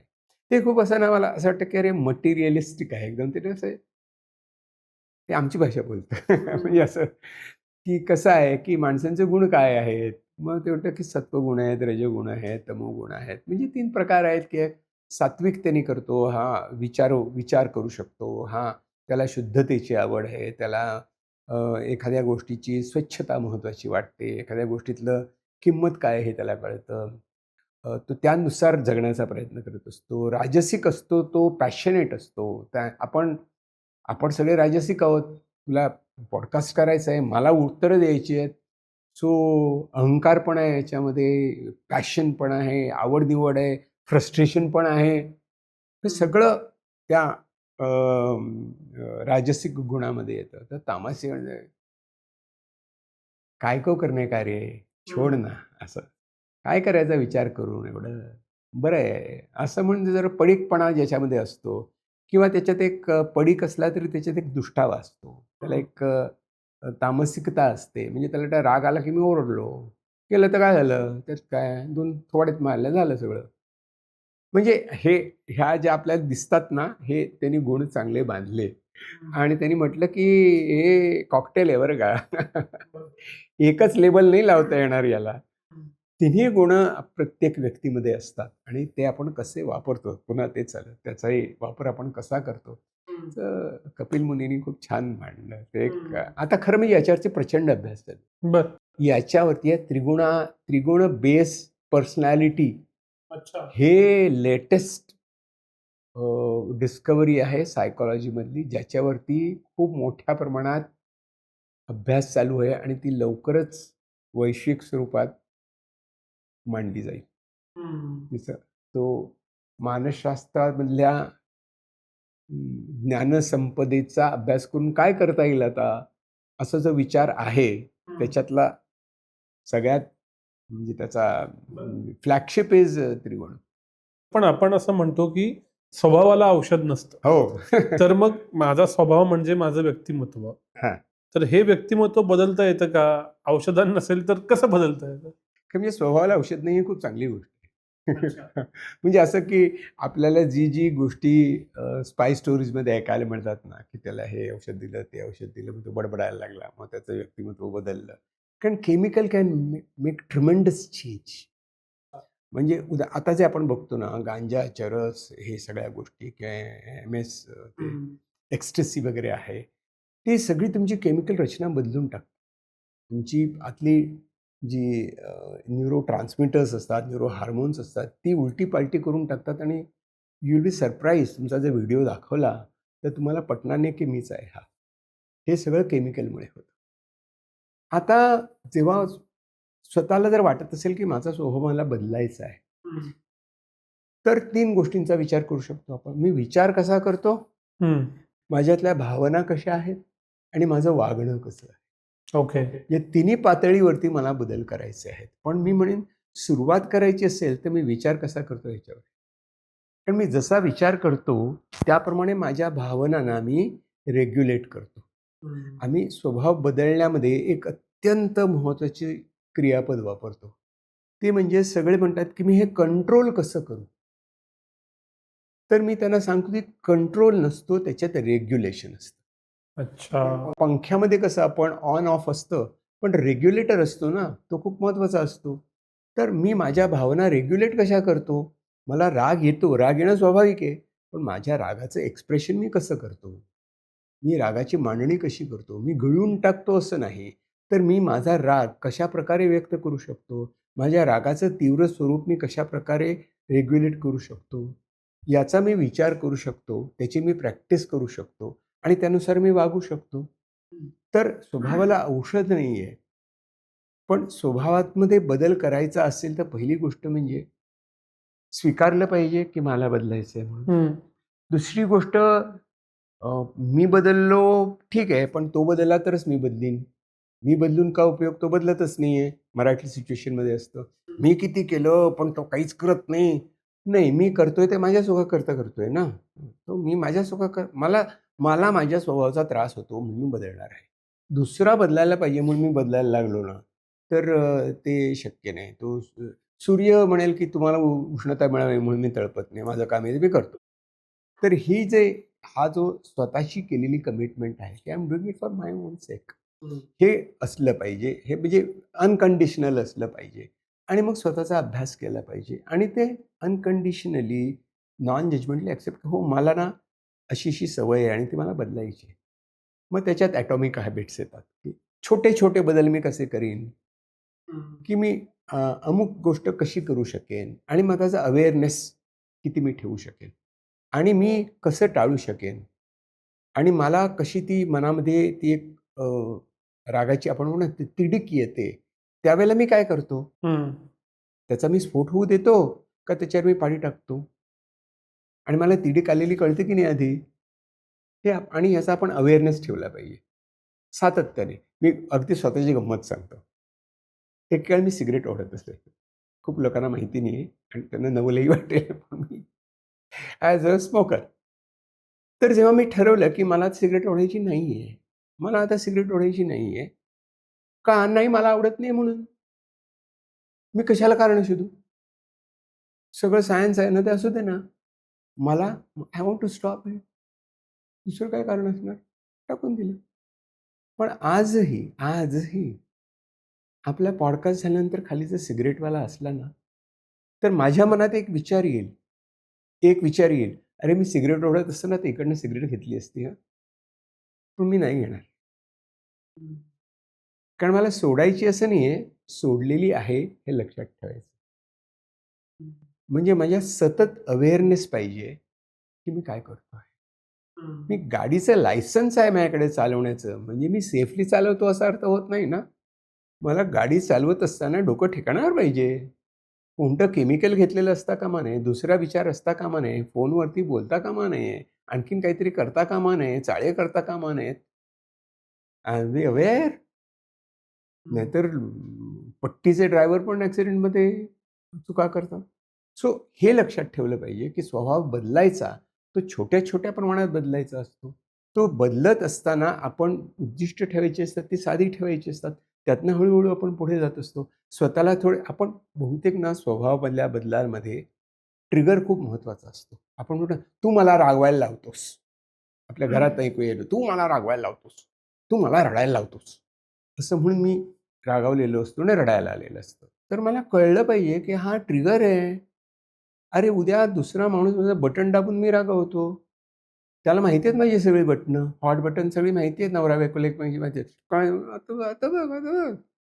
सासूबाई, सून सगळे आता कसं? हे जे होतं ना, ते ट्रिगर्स असतात. ते मला त्या ट्रिगरला रिॲक्ट करायचंय का रिस्पॉन्ड? हम्म. रिॲक्ट केलं तर मी जुन्या पद्धतीने जाईन. रिस्पॉन्ड केलं तर काय? मी ठरवीन मला काय बोलायचंय. कदाचित मी काहीच बोलणार नाही. कदाचित मी म्हणेन बरं, अच्छा, ठीक आहे. तुम्हाला वाटलं म्हणून तुम्ही तसं बोललात. ठीक आहे. हरकत नाही. चालेल. असं म्हणून मी त्या संघर्षातली हवाच मी काढून टाकली. मी रेग्युलेट केलं. तू असं बोलू नको असं न म्हणताना मी शांत राहतोय. म्हणजे मी सतत रिस्पॉन्सेस चूज करत असतो. माझ्या व्यक्तिमत्वातनं आलेत, माझा स्वभावच तसा आहे, काय करणार मी? असं आहे. म्हटलं अरे स्वभाव तसा आहे, फक्त ते मग मी सगळ्यांना सांगतो, सॉरी मी असं एक उदाहरण देतोय, पण विसरू नको की जर गाढवांना एके ठिकाणी उभं करायचं असेल ना, तर तो हुशार माणूस असतो ना, तो फक्त एका गाढवाचे पाय बांधतो. ते एके जागी उभं राहिलं ना, की सगळी गाढवं गप्प उभी राहतात. कारण त्यांचा स्वभाव आहे. ते बदलणार नाहीत ना. तू ठरव तुला कोण व्हायचंय ते. म्हणजे ऑलमोस्ट थोबाडीत मारल्यासारखं असतं ते. पण मी जेव्हा ठरवतो, की हो मी माणूस आहे आणि माणूस बदलू शकतो. मी स्वभावाचा गुलाम नाही. मी माझा मास्टर आहे. हे जेव्हा मला आतून कळतं, समजतं, उमजतं, पटतं आणि त्याचे मी व्यावहारिक सिद्धांत मांडतो. त्याच्या बारीक-सारीक गोष्टी करतो आणि मी अवेअर राहतो, की हो मला हे करायचं नाहीये, मला हे खायचं नाहीये. मला इतकंच खायचंय. मी थांबतो. खावंसं वाटतंय, पण मी खाणार नाहीये. खावंसं वाटतंय ना? हो, खावंसं. दारू प्यावीशी वाटते ना? हो, वाटते ना. पण मी पिणार नाहीये. कारण वाटणं आणि पिणं, वाटणं आणि ॲक्शन ह्याच्यात फरक असतो ना. तो स्वभावाला जुंपलेला नाहीये. वाटणं एक असतं, विचार एक असतो, वाटणं एक असतं आणि करणं एक असतं. याच्यामध्ये अंतर असतं ना. ते अंतर मला दिसलं पाहिजे. ते अंतर मला दिसलं की म्हणतो की हो, सिगारेट असली ना, घ्यावीशी वाटत असली ना, ती घेणार नाहीये. I am happy. मग मला या गोष्टीचं भान, आपल्या स्वभावाचं भान, आपल्या व्यक्तिमत्वाचं भान, हे आपलं व्यक्तिमत्व कसं आहे याच्या नंतरची स्टेप आहे. आणि ते भान ठेवलं आणि भान ठेवून वावरलं, तर मग आपण आपलं व्यक्तिमत्व आपण आनंदाने त्याचा उपभोग घेतो. मला आनंद मिळतो ना. आणि मी जर आनंदित असलो ना, तर माझ्याबरोबरचे लोक आनंदित होतात. बुद्धाचं चौथं परमम आहे. परम ही मांडली मुदिता. अरे विनायक किती हसतोय ना. खूप छान वाटलं मला विनायक बोलताना. म्हणजे माझा आनंद हा आपोआप आला. मला नाही काही करावं लागलं. माझ्या मनातला आनंद मी जागृत केला. आणि तो कसा जागृत होतो? मी जसा आहे तसा आहे. मी म्हणतो हो, काही असं आहे, काही तसं आहे. पण आय एम हॅपी. आणि तो दुसऱ्याचा आनंद बघून आपल्याला खूप आनंद होतो. ते दुसऱ्याचा कप भरलेला बघून मला हेवा वाटतो आणि त्याचा कप भरलेला बघून मला जेलसी वाटते. दुसऱ्याचा कप अर्धा असल्याचं मला दुःख नसतं. त्याचा भरलेला काय याचं दुःख असतं आपल्याकडे. बरोबर. तर हे सगळे स्वभावाचे पैलू आहेत आपल्या आणि त्याचा अभ्यास करणं.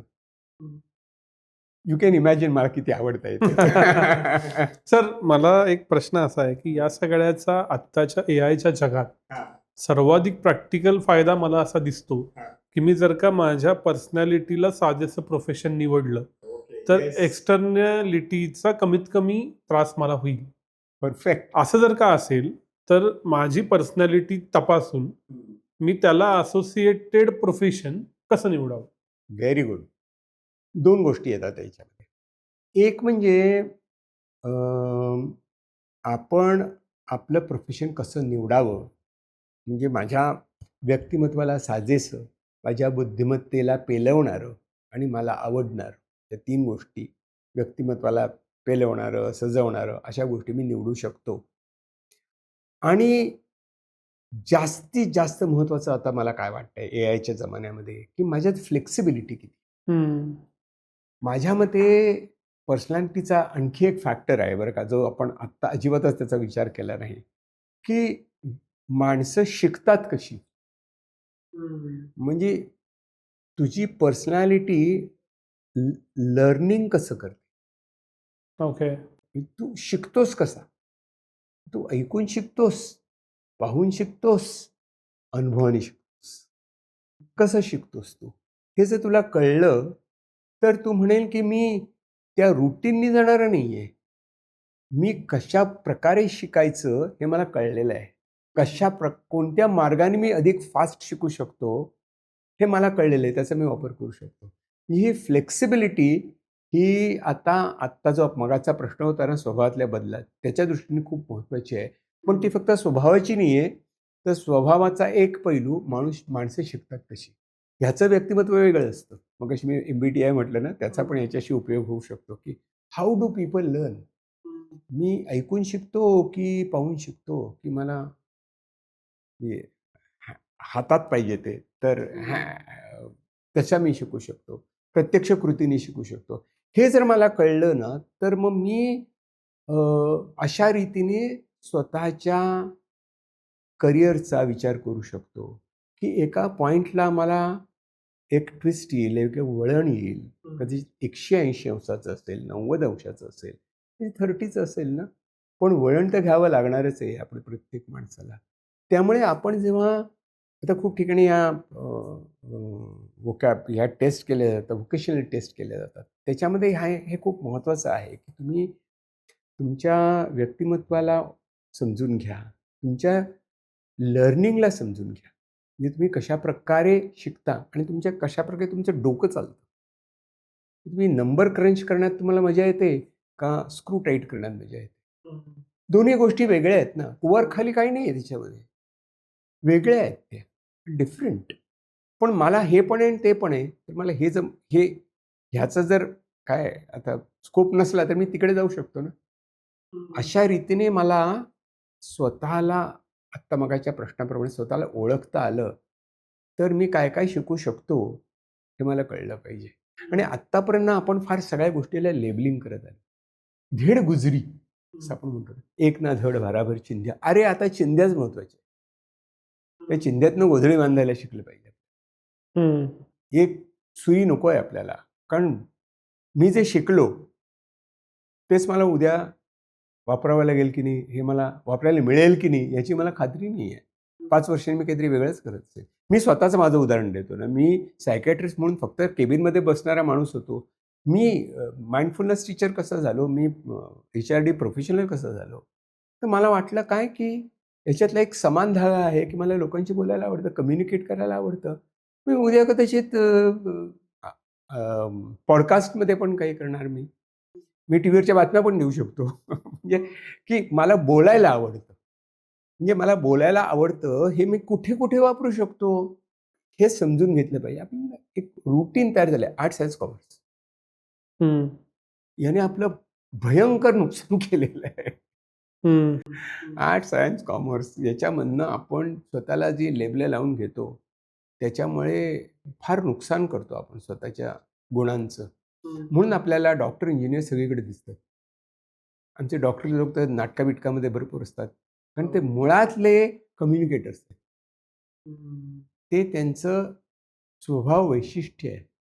ते त्यांनी ओळखलं आणि ते त्यांनी छान प्रकारे त्याचा वापर करून व्यक्तिमत्त्वाचा विकास केला.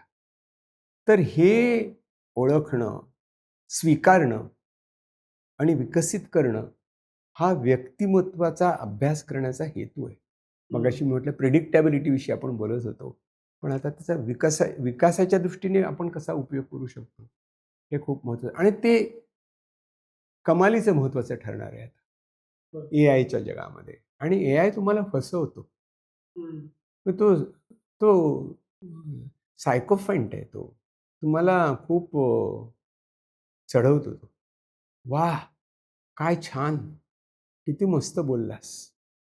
हे फार प्रोफाउंड आहे. असं म्हणून आपल्याला वाटतं की आपण खरंच प्रोफाउंड आहोत का? अरे तो आपल्याला गुंडाळतोय. याचं भान ठेवलं पाहिजे ना आपण. सो त्याला त्याचं काम करायचंय, मला माझं काम करायचंय आणि मला त्याच्याकडनं काम करून घ्यायचंय. AI माझा गुलाम आहे. माझा मालक नाही आहे. He is my slave. Technology is my servant. Me master आहे. उलटं नाही होता कामा. माझा वेळ माझा आहे. रीलचा नाही आहे. माझा वेळ WhatsAppच्या मालकीचा नाही आहे. तो Netflixच्या मालकीचा नाही आहे. माझा वेळ आहे. मी तो कसा वापरणार आहे मला स्वातंत्र्य आहे. नवीन प्रकारचं गुलामगिरी येते आपल्याकडे व्यक्तिमत्वामधली. तर हे जाणणं खूप महत्त्वाचं आहे. सर कोर्सेस असतात पर्सनॅलिटी डेव्हलपमेंट वर्कशॉप कोर्स लहान मुलांना तर खूप शाळेत आमच्या वेळी पण असायचे की हां, खरंच असं कोर्स करून पर्सनॅलिटी डेव्हलप करता येते? काही स्किल डेव्हलप करता येतं. म्हणजे स्किल डेव्हलपमेंट येतात. म्हणजे उदाहरणार्थ म्हणजे मी नाट्य शिक्षणाला खूप महत्त्व देतो इथे. तुम्हाला ना एक भान येतं. म्हणजे आपल्या बॉडी लँग्वेजचा आपण स्वतः कसा उपयोग करून घेऊ शकतो आणि माझ्या बॉडी लँग्वेजचा दुसऱ्या माणसावरती काय परिणाम होतो, हे शिकण्याकरता नाटकासारखं दुसरं उत्तम माध्यमच नाही ना. बरं. कारण तिथे तुम्हाला सातत्याने तो संवाद खेळतो आपण, की मी ज्या प्रकारे बोललो त्याला रिस्पॉन्ड करायचं नाही. माझं बोलणं नाही आहे, त्याच्याकडे दिलेला क्यू आहे. आणि तो मी कसा देतो त्याच्याकडे बघून, त्याच्याकडे बोट दाखवून, का त्याच्याकडे पाठ करून, ही माझी बॉडी लँग्वेज आहे ना. ही बॉडी लँग्वेज शिकणं हे एआयच्या जमान्यात खूप महत्त्वाचं आहे. कारण एआयला तुमची बॉडी लँग्वेज दिसत नाही आहे अजून तरी. त्यामुळे ओके. तुम्ही निवडा असे कोर्सेस किंवा डोळे उघडून पहा. आपण आपले स्टिरिओटाइप्ड ॲक्शन्स असतात ना, त्याच्या पलीकडे आपण गेलं पाहिजे सिनेमामध्ये पण. म्हणजे अरे काय हिरो यार! असं. आपण सिनेमा बघून घरी आल्यानंतर काय गाणी छान होती ना, सेट चांगले होते, सिनरी छान होती हं, आणि काय नाचलेत ना. वेस्टेड टाईम यार. तुम्ही वेळ फुकट घालवलात तुमचा. तुम्ही काहीच बघितलं नाही. म्हणजे तुम्हाला काही कळलंच नाही. जोपर्यंत तुम्हाला त्याचा अभ्यास करता येत नाही ना, तोपर्यंत तुम्हाला समजणार नाही काय आहे ते. तर हे अशा प्रकारच्या नाट्य शिक्षण शिबिरामध्ये जे जेन्युइन केली जातात ती, त्याच्यामधून आपण खूप शिकू शकतो असं मला वाटतं. त्याचा चांगला उपयोग करून घेऊ शकतो. दुसरं तुम्हाला ज्याला आपण म्हणतो की प्रेझेंटेशन मांडायचं कसं? हे सांगायचं कसं? सुरुवात कशी करायची? म्हणजे आता तर इतकी स्पेसिफिक आहेत, की तुम्हाला जर 15 मिनिटं आहेत, 10 मिनिटं आहेत, तर तुम्ही सुरुवात कुठून कराल? मी एका कोर्सला गेलो होतो अमेरिकेमध्ये. तिथे एक खूप महत्त्वाची गोष्ट शिकलो. त्यांनी सांगितलं एलिव्हेटर स्पीच. एलिव्हेटर स्पीच म्हणजे काय? तर तुम्ही 8व्या-10व्या मजल्यावर आहात आणि तुमच्या शेजारी एक माणूस उभा आहे आणि त्यांनी तुमच्याकडे सहज बघितलं आणि तुम्ही हॅलो म्हणालात आणि त्यांनी विचारलं, "काय करता?" तर तुम्हाला 20 सेकंदामध्ये तुम्ही काय करता, तुमच्या कोणत्या क्वालिटीचा तुम्ही उपयोग करता आणि त्याचा इम्पॅक्ट काय होऊ शकतो, हे तुम्हाला 20 सेकंदात सांगता आलं पाहिजे. म्हणजे तो लिफ्ट थांबल्यानंतर, बाहेर पडल्यानंतर तुम्हाला तुमचं कार्ड द्या ना. So you don't become a card pusher. You respond. हे जे स्किल्स आहेत ना, हे स्किल्स महत्त्वाचे आहेत. ह्याला कोणी डिप्लोमॅटिक म्हणा, मार्केटिंग म्हणा, आणखीन काही म्हणा. पण त्याला काही अर्थ नाही. प्रभावीपणा महत्त्वाचा आहे. आपल्या व्यक्तिमत्त्वाला अधिक कसं प्रभावी करता येईल, त्याच्याकरता आपण बोलणं कसं आहे. एक कोर्स मी कंडक्ट केला. त्याच्यामध्ये स्टोरी टेलिंग. एक गोष्ट सांगायची आपल्याला. तर ती गोष्ट सांगताना ऐकणाऱ्या माणसाच्या स्वभावावर काय परिणाम झाला पाहिजे, ते कसं तुम्ही सांगा. त्यातलं इमोशनल अपील काय आहे? त्यातले पॉजेस कोणते आहेत? सुरुवात कुठे झाली? ती कॅज्युअल आहे का पर्पजफुल आहे? ती एंड कुठे होते? तुम्ही जे सांगता त्याच्या आधी तुमचा पॉज आहे आणि मग पंच मारताय का नुसताच पॉज आहे आणि पंच येतच नाही आहे? तर तुम्हाला एक 2-3 मिनिटामध्ये तुम्हाला या सगळ्या गोष्टी सांगता आल्या पाहिजेत. हे तुमचं व्यक्तिमत्त्वाचा वापर आहे. तुमच्या कौशल्याचा वापर आहे आणि ते शार्पन करता येईल. त्यामुळे त्याचा स्वभावाचा आहे असं नाही आहे तुम्हाला. स्वभावाचे हे पैलू आहेत आणि जितके आपण तराशावे तितकं हेरा जास्तच मागतो. नाहीतर कोळसा, कोल आणि डायमंडमध्ये फरक काहीच नाही आहे. दोन्ही कार्बन ॲटम आहेत. तर ते आपण व्यक्तिमत्त्वाचा अभ्यास करत असताना या गोष्टीची आपण नक्कीच म्हणजे याचा नक्कीच उपयोग पण जेन्युइन पाहिजे. याच्याबद्दल काही प्रश्न नाही. नुसतं पाठ करून ते होत नाही. आणि आता मला वाटतं व्यक्तिमत्त्वाचे कोर्सेस पण जास्त विचार कसा करावा, प्रेझेंट कसं करावं या दृष्टीने. पूर्वीसारखे मेमरीचे असायचे. मेमरी कोर्सेस खूप असायचे पूर्वी. लक्षात कसं ठेवाल. घोका-ओकाला ते बरोबर होतं. पण आता घोका-ओका किती वर्ष करणार ना आपण. सर, तुम्ही या मुलाखतीच्या सुरुवातीला जो एक्सरसाइज घेतला, त्याच्यातून असं लक्षात येतं की जसं व्यक्तीला व्यक्तिमत्व असतं हम्म. तसं व्यक्तींच्या समूहाला किंवा समाजालाही एक व्यक्तिमत्व असतं. फार पूर्वी एक मी पुस्तक वाचलेलं साधना प्रकाशनरी प्रकाशित केले झुंडीचे मानसशास्त्र विश्वास पाटलांचं. तर हे जे झुंडीचा चेहरा आहे किंवा समाजाचा चेहरा आहे हा कसा डेव्हलप होतो आणि कसा मॉडिफाय करताय? कसं आहे माहितीये की झुंडीचा एक चेहरा कसा होतो. अत्यंत महत्वाची गोष्ट म्हणजे समाज घाबरलेला असतो ना, तेव्हा तो एकजूट होतो. म्हणजे आम्ही म्हणतो की स्ट्रेसमध्ये कसं असतं की फाईट किंवा फ्लाईट. जेव्हा फ्लाईट असते ना, जेव्हा आपण घाबरलेलो असतो ना, तेव्हा आपण काय करतो, आपल्याबरोबर कोण आहे. म्हणजे जी फ्रायटेंड माणसं असतात ना, घाबरलेले लोक असतात ना, ते एकमेकांच्या बरोबर उभे राहतात. म्हणजे एकमेकांना साथ देण्याकरता नाही, तर माझी भीती कमी करण्याकरता. आणि मला असं वाटतं की अरे बऱ्याच लोकांचा अगदी ऑर्डिनरी वेळ, आपल्या घरातले लाईट गेले की आपण शेजारी, अरे तुमचे पण गेलेत का? ते पण झुंडीचंच मानसशास्त्र आहे. म्हणजे सगळ्यांचेच गेलेत का? हां, मग सगळ्यांचे येतील तेव्हा येतील असं. म्हणजे ऑर्डिनरी गोष्ट आहे ती. पण झुंडीच्या मानसशास्त्रामध्ये सगळ्यांना बांधणारा काय असतं? तर विचार नसतो, बर. भावना असतात. कारण भावना जास्त शारीरिक असतात. मला आपण म्हणू रक्त उसळून येतो. भीतीने गाळून उडली, सगळे एकदम घाबरलेले होते. सगळ्यांचे चेहरे कसे होते आणि सगळ्यांना आम्ही कसं प्रोत्साहित केलं आणि सगळे कसं एका आवाजात उत्तर द्या असं आपण म्हणत असतो. सगळे म्हणा म्हणजे काय, तुमची स्वतःची व्यक्तिमत्व पुसलं जाऊन एक व्यक्तिमत्व तयार होतं. कारण मी एक व्यक्तिमत्वाला मी हातात पकडतो आणि आकार देऊ शकतो. हे झुंडीचं मानसशास्त्र होकारात्मक पण आहे आणि नकारात्मक पण आहे.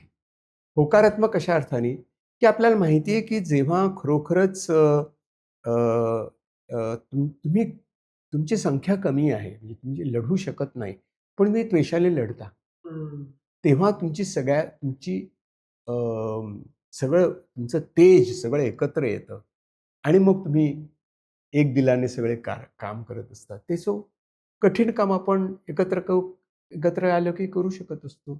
पण कठीण काम असलं की आपण एकमेकांना साथ देऊन खून पण मारामारी आपण करू शकत असतो. So these are all this is all about emotional intelligence. वैचारिक बदल हा पुस्तकात वाचायला सोपा आहे. भावनिक बदल असतो. People go by emotions. People go by trust. People go by novelty.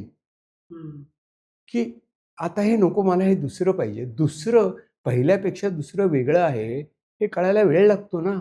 पण सुरुवातीला ते दुसरं असतं. ते त्याच्यासारखं नाही असं तरी म्हणतो आपण. ते दुकानात गेलेलं ते त्याच्यासारखे नाही, हे काठपदरच आहे ते पण पोत वेगळा आहे त्याचा, मला जरा रंग दाखवा, याचे बुट्टे फार दाट आहेत. म्हणजे आपण काय करत असतो? पण इमोशन्स वापरत असतो. There is no logic. Logic doesn't work in झुंडशाही. आणि लॉजिकला बसवण्याचं कामच आहे झुंडीचं. खाली बसवतात आणि मग सांगतात आणि मग त्याने प्रचंड गोंधळ होऊ शकतो.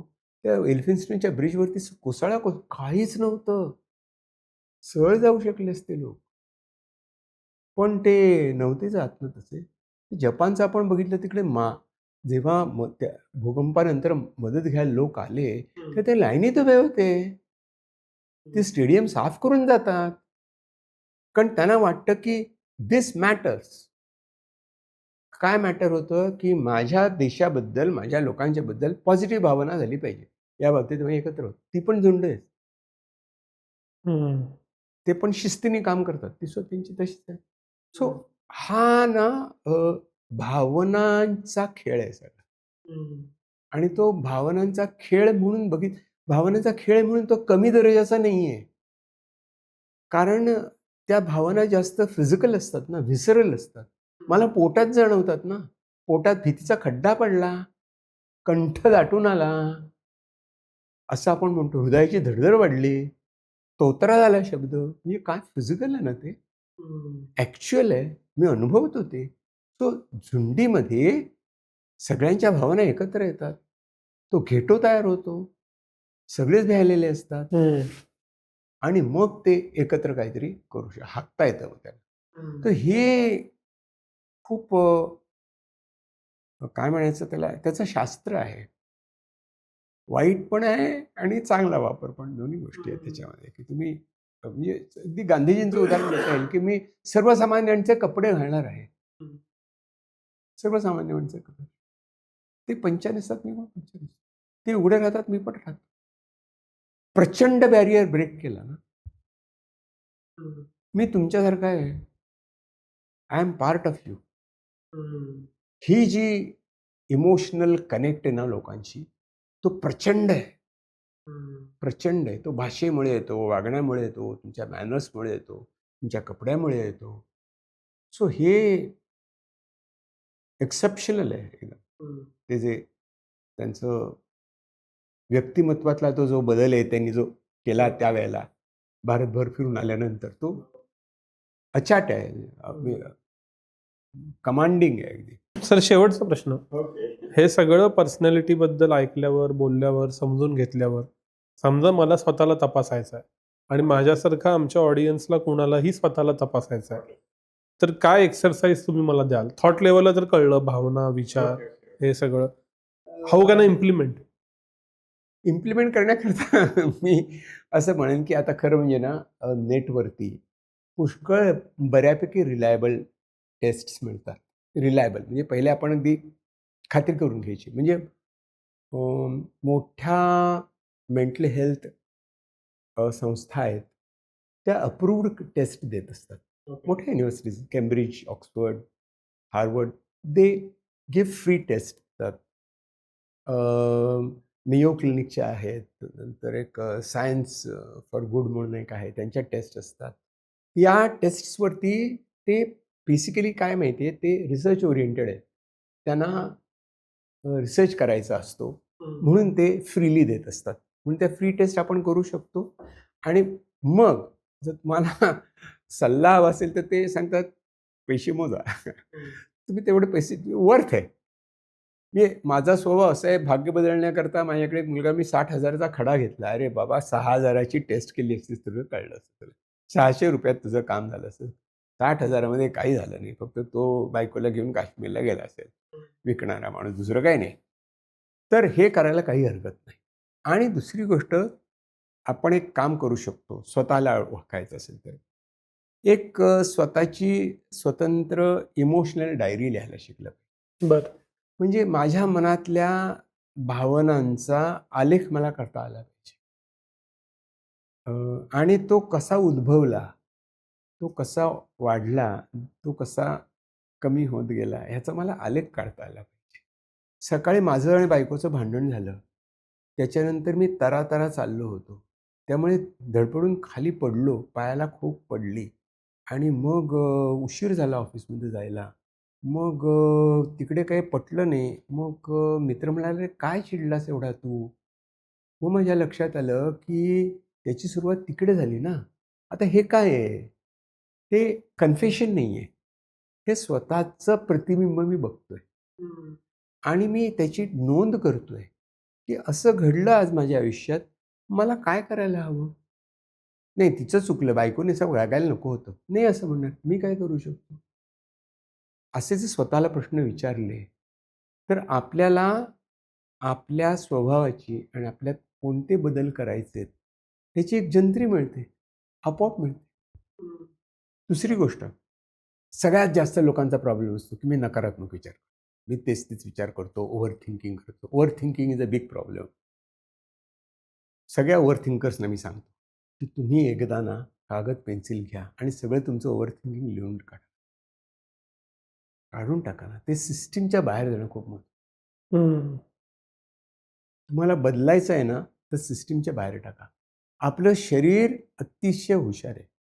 डोळ्यात एक थेंब जरी जास्त झाला, तरी त्याचा अश्रू बनून तो बाहेर पडतो. डोळ्याला एक थेंबरही जास्त पाणी नको असतं. इतका जर माझा डोळा आणि इतकं जर माझी बुद्धी, इतकं जर माझा मेंदू हुशार असेल, तर माझं मन पण तितकं हुशार झालं पाहिजे. कारण मनाला डिलीट नाही, मिनिमाइज आहे. तर ते मला कळलं पाहिजे. मग मी माझ्या नकारात्मकतेला नकारात्मककडे बघायला लागतो.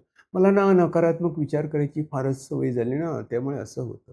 हो, असं तू तोंड वाकडं करून म्हणतोयस, पण त्याच्याऐवजी कोणता नकारात्मक विचार आहे? कोणत्या भीतीची तुला खरं म्हणजे कशाला घाबरलं? अल्टिमेटली तू कशाला घाबरलायस? हे तू एकदा कन्फ्रंट कर ना, स्वतःला विचार ना, लिहून तरी काढ. तुला नसेल कोणाशी बोलायचं तर ठीक आहे ना. तू स्वतःचा शिक्षक हो ना, लिहून काढ ना आणि बघ ना ते किती सेन्सिबल आहे, नॉनसेन्सिकल आहे आणि तुला ते ठेवायचं का फेकायचं आहे? ह्याचा जर आपण अभ्यास केला ना, तर आपण स्वतःमध्ये बदल करू शकतो. मी नेहमी गोष्ट सांगतोय. मी खूप जड पिशवी घेऊन चाललो होतो आणि दमून गेलो. मी म्हटलं, "हे मी काय काय जड पिशवी आहे? माझा वेग खूप कमी झालाय." नाही, मी सगळे जुने अनुभव आहेत ना, ते सगळे या पिशवीत घालून चाललेलो आहे. म्हणून माझा वेग कमी झाला तरी चालेल, पण हे अनुभव महत्त्वाचे आहेत. मग एकदा मी इतका दमतो, की थकतो आणि बसतो आणि म्हणतो, "बघूया तरी काय आहे पोतडीमध्ये?" दगड आणि धोंडे. मग आता दगड-धोंडे मी कशाला घेऊन चालू? रिकामं कर ना पोतडी. नाहीये ते सोनं-चांदी आणि सोने-चांदीसुद्धा हातात घेऊन काय उपयोग ते? चोरेल ते.